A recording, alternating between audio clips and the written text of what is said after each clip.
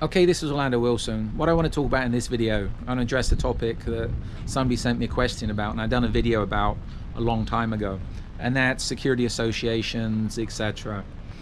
You know what? I'm not a member of any associations, and to me, the vast majority of them are complete and utter waste of money. I have been members of associations over the years, but as I said, I've got very, very little from them. If you're entry level, some associations can be good for networking. Apart from that, I've never got any business from associations. You might get magazines. I was a member of some associations because I wrote for their magazines, etc. But apart from that, business-wise, don't expect any business. Now, what people forget about a lot of these associations and groups, etc., boards, all they are is a group of guys and girls who got together and decided to set up an association. Let me give you a story. I know of one company years ago, and I was called in on a job to bail one person out of a very bad situation, because this one company had organized the training course and they had no clue about what they're doing. I don't think they even intended to run the training course, even though a lot of people turned up for this training course. This one company, who, if you've done due diligence, was pretty prominent in social media for close protection companies a few years ago. If you checked them out, they didn't exist. There was nothing, there was no footprint anywhere, but they were members of lots of associations. And one of the main things that the people that called me in to sort out their problem was showing me the certificates that this company was like top level membership of how many associations. None of these associations had done any due diligence on this company. They just took their money. And they caused, how can I put it, a big mess. They lost a lot of people money. Big mess. They were, again, it was a fraud. That company was a fraud, but they were members of lots of associations, had representatives in many countries, all of whom they'd never met, but all of whom was paying them a fee to be their country representative, and etc, etc, etc. So a lot of these associations are just nothing more than multi-marketing companies. I've had people say to me about the conferences, go to conferences, etc. You know what? Why am I going to go to a security conference? Why am I going to go somewhere with a bunch of other guys and girls that's in the same business I am, all looking for work? I've had people say, oh, it's good for networking. With who? Other people looking for work. You mean I want to be networking where I'm going to find clients that's going to pay me, not other people telling me how wonderful they are and asking me for work?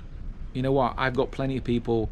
You can put an ad out on social media these days and have endless people sending you resumes, etc, etc, 90% of which are completely worthless. So why am I going to pay to go to an event to be surrounded by a bunch of people that are 90% worthless?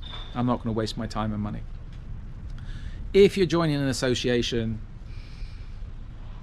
understand that it's a business. People are making money from those associations. So again, you're just a commodity to them, and you're one of their brothers as long as you're paying them to be one of their brothers, etc, etc.